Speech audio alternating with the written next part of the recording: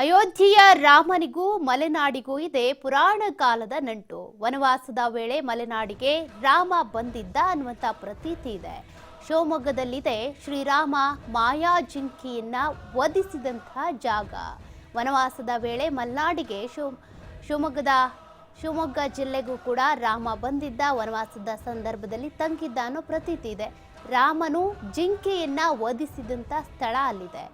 ಸೀತಾ ಅಪಹರಣಕ್ಕೂ ಮುನ್ನ ಅಂದರೆ ಮಾಯಾ ಜಿಂಕೆ ಏನಿದೆ, ಮಾರೀಚ ಅನ್ನುವಂಥ ರಾಕ್ಷಸ ಮಾಯಾ ಜಿಂಕೆಯ ರೂಪದಲ್ಲಿ ಕಾಣಿಸ್ಕೊಳ್ತಾನಲ್ಲ, ಬಳಿಕ ಅದು ಮಾರೀಚ ಅಂತ ಗೊತ್ತಾದ ಬಳಿಕ ವಧಿಸ್ತಾನೆ. ಆ ಜಿಂಕೆಯನ್ನು ವಧಿಸಿದಂಥ ಸ್ಥಳ ಇಲ್ಲಿದೆ. ಸೀತೆಯನ್ನು ಆಕರ್ಷಿಸಿದಂತಹ ಮಾಯಾ ಜಿಂಕೆಯನ್ನು ಬೆನ್ನತ್ತಿ ಹೋಗಿದ್ದ ಶ್ರೀರಾಮ. ರಾಮ ಭೇಟಿಯಾಡಿದ ಬಳಿಕ ತನ್ನ ನಿಜ ಸ್ವರೂಪಕ್ಕೆ ಮಾರೀಚ ಬರ್ತಾನೆ. ಅಂದರೆ ಸೀತೆಯನ್ನು ಆಕರ್ಷಿಸಬೇಕು, ಅಪಹರಿಸ್ಕೊಂಡು ಹೋಗಬೇಕು ಅಂತ ಮಾರೀಚ ಅನ್ನುವಂಥ ರಾಕ್ಷಸ ಏನಿದ್ದಾನೆ ಮಾಯಾ ಜಿಂಕೆಯ ರೂಪದಲ್ಲಿ ಬಂದಿರ್ತಾನೆ. ಸೀತೆ ಕೂಡ ಆಕರ್ಷಣೆಗೆ ಒಳಗಾಗ್ತಾಳೆ. ಆ ಸಂದರ್ಭದಲ್ಲಿ ಜಿಂಕೆಯ ನಿಜವಾದ ರೂಪ ಗೊತ್ತಾಗುತ್ತೆ.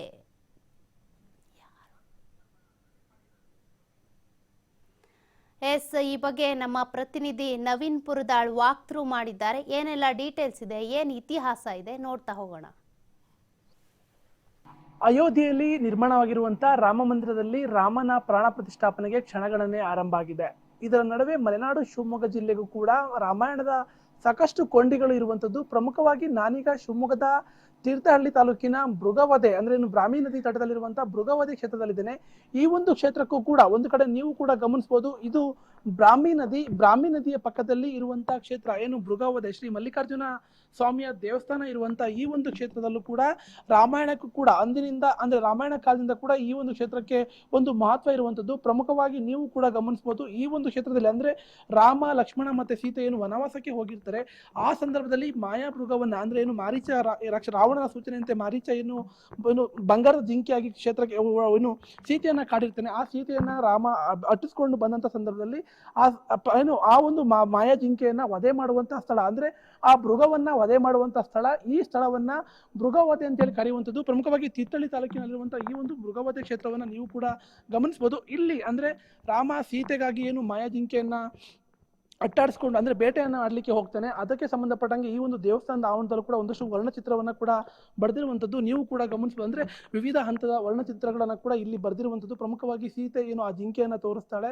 ಆ ನಂತರದಲ್ಲಿ ಆ ಒಂದು ಜಿಂಕೆಯನ್ನ ಬೆನ್ನಟ್ಟಿ ಪ್ರಮುಖವಾಗಿ ರಾಮ ಕೂಡ ಹೋಗುವಂಥದ್ದು. ಜೊತೆಗೆ ಆ ನಂತರದಲ್ಲಿ ರಾಮ ಆ ಜಿಂಕೆಯನ್ನ ಅಂದ್ರೆ ಏನು ಮಾಯಾಮೃಗವನ್ನ ಬೇಟೆಯನ್ನ ಆಡುವಂಥದ್ದು. ಜೊತೆಗೆ ಆ ಮಾಯಾಮೃಗವನ್ನ ಬೇಟೆ ಆಡಿದಂಥ ಸಂದರ್ಭದಲ್ಲಿ ಆ ಒಂದು ಜಿಂಕೆ ತನ್ನ ನಿಜ ರೂಪ ಅಂದ್ರೆ ಮಾರೀಚ ರಾಕ್ಷಸ ಏನಿರ್ತಾನೆ ಆತ ತನ್ನ ನಿಜ ಸ್ವರೂಪವನ್ನ ರಾಮನ ಬಾಣ ಬಿದ್ದ ನಂತರದಲ್ಲಿ ಆತ ನಿಜ ಸ್ವರೂಪವನ್ನ ಕೂಡ ತೋರಿಸುವಂಥದ್ದು. ಆ ನಂತರದಲ್ಲಿ ಆತ ಅಂದ್ರೆ ರಾವಣ ಸೇರಿದಂತೆ ಎಲ್ಲರೂ ಕೂಡ ರಾಕ್ಷಸರು ಶಿವನ ಆರಾಧಕರಾಗಿರ್ತಾರೆ. ಆ ಒಂದು ಸಂದರ್ಭದಲ್ಲಿ ಆತನ ಬಳಿರುವಂತ ಅಂದ್ರೆ ಏನು ರಾಮನ ಬಾಣ ಬಿದ್ದ ನಂತರದಲ್ಲಿ ಆತನ ಬಳಿರುವಂತ ಲಿಂಗವನ್ನ ಅಂದ್ರೆ ಶಿವನ ಲಿಂಗವನ್ನ ಆತ ರಾಮನಿಗೆ ಅಂದ್ರೆ ಮಾರೀಚ ರಾಕ್ಷಸ ರಾಮನಿಗೆ ಕೊಡುವಂಥದ್ದು. ರಾಮ ಅಂದ್ರೆ ಮಾರೀಚನಿಂದ ಪಡೆದಂತಹ ಲಿಂಗವನ್ನ ಈ ಒಂದು ಕ್ಷೇತ್ರದಲ್ಲಿ ಪ್ರತಿಷ್ಠಾಪನೆಯನ್ನ ಮಾಡುವಂಥದ್ದು. ಆ ಒಂದು ಚಿತ್ರವನ್ನ ಕೂಡ ನೀವು ಇಲ್ಲಿ ಗಮನಿಸಬಹುದು. ಪ್ರಮುಖವಾಗಿ ಈ ಒಂದು ಕ್ಷೇತ್ರ ಅಂದ್ರೆ ರಾಮ ಮಾಯಾ ಮೃಗವಾದಂತಹ ಮಾರೀಚನಿಂದ ಪಡೆದಂತಹ ಶಿವನ ಲಿಂಗವನ್ನ ರಾಮ ಈ ಒಂದು ಕ್ಷೇತ್ರದಲ್ಲಿ ಮರಳಿನ ರೂಪದಲ್ಲಿ ಈ ಒಂದು ಭಾಗದಲ್ಲಿ ಅಂದ್ರೆ ಬ್ರಾಹ್ಮಿ ನದಿಯ ಪಕ್ಕದಲ್ಲಿ ಇಲ್ಲಿ ಪ್ರತಿಷ್ಠಾಪನೆಯನ್ನ ಮಾಡ್ತಾನೆ. ಆ ನಂತರದಲ್ಲಿ ಇಲ್ಲಿ ಈ ಒಂದು ಕ್ಷೇತ್ರ ಮಲ್ಲಿಕಾರ್ಜುನ ಸ್ವಾಮಿಯ ಕ್ಷೇತ್ರವಾಗಿ ಇಂದಿಗೂ ಕೂಡ ಪ್ರಸಿದ್ಧಿಯನ್ನ ಪಡೆದಿರುವಂಥದ್ದು. ಜೊತೆಗೆ ಈ ಒಂದು ಊರನ್ನ ಮೃಗವಧೆ ಅಂದ್ರೆ ರಾಮ ಏನು ಜಿಂಕೆಯನ್ನ ವಧೆಯನ್ನ ಮಾಡ್ತಾನೆ. ಹಾಗಾಗಿ ಈ ಒಂದು ಕ್ಷೇತ್ರವನ್ನ ಮೃಗವಧೆ ಅಂತ ಹೇಳಿ ಕೂಡ ಈಗಾಗಲೇ ಹೆಸರಾಗಿರುವಂಥದ್ದು. ಕಳೆದ ಕೆಲವು ಅಂದ್ರೆ ರಾಮಾಯಣ ಕಾಲದಿಂದ ಕೂಡ ಇಲ್ಲಿ ಈ ಒಂದು ಕ್ಷೇತ್ರದಲ್ಲಿ ಪೂಜೆಯನ್ನ ಎಲ್ಲರೂ ಕೂಡ ಮಾಡ್ಕೊಂಡು ಬರ್ತಾ ಇದ್ದಾರೆ. ಆ ನಂತರದಲ್ಲಿ ಆಳಿದಂತ ಸಾಕಷ್ಟು ಮನೆತನಗಳು ಕೂಡ ಇಲ್ಲಿ ಈ ದೇವಸ್ಥಾನವನ್ನ ಜೀರ್ಣೋದ್ಧಾರ ಮಾಡೋ ಕೆಲಸವನ್ನ ಕೂಡ ಮಾಡಿರುವಂಥದ್ದು. ಜೊತೆಗೆ ಇತ್ತೀಚೆಗೆ ಕೂಡ ಈ ಒಂದು ಭಾಗದ ಜನರು ಕೂಡ ಅಂದ್ರೆ ಯಾರ್ಯಾರು ಈ ಕ್ಷೇತ್ರಕ್ಕೆ ನಡೆದುಕೊಳ್ತಾ ಇದ್ದಾರೆ ಅವರೆಲ್ಲರೂ ಕೂಡ ಅಭಿವೃದ್ಧಿ ಮಾಡೋ ಕೆಲಸವನ್ನ ಕೂಡ ಮಾಡಿದ್ದಾರೆ. ಹಾಗಾಗಿ ಪ್ರಮುಖವಾಗಿ ಶಿವಮೊಗ್ಗ ಜಿಲ್ಲೆಯ ಈ ಒಂದು ಕ್ಷೇತ್ರಕ್ಕೂ ಕೂಡ ರಾಮಾಯಣದ ನಂಟು ಇದೀಗ ಕಂಡು ಬರ್ತಾ ಇರುವಂಥದ್ದು. ಜೊತೆಗೆ ಪ್ರಮುಖವಾಗಿ ಇಲ್ಲಿನ ಜನರು ಕೂಡ ಇದೇ ತಿಂಗಳ 22ನೇ ತಾರೀಕು ಕೂಡ ಇಲ್ಲಿ ವಿವಿಧ ಕಾರ್ಯಕ್ರಮಗಳನ್ನು ಕೂಡ ಆಯೋಜನೆಯನ್ನ ಮಾಡಿರುವಂಥದ್ದು. ಕ್ಯಾಮರಾ ಪರ್ಸನ್ ಮಹೇಶ್ ಜೊತೆ ನವೀನ್ ಪುರದಾಳ್, TV5 ಶಿವಮೊಗ್ಗ.